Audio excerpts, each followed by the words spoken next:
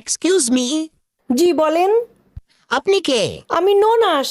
আচ্ছা, আপনাদের ননদ ননাসদের প্রিয় কাজ কি?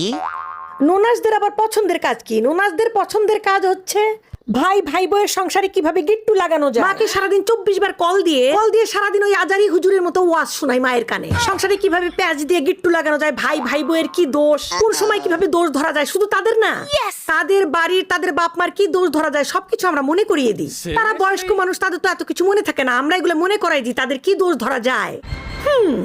কেন আপনারা এগুলো করে বেড়ান কেন? আপনাদের নিজেদের সংসার স্বামী সন্তান নিয়ে থাকতে পারেন না?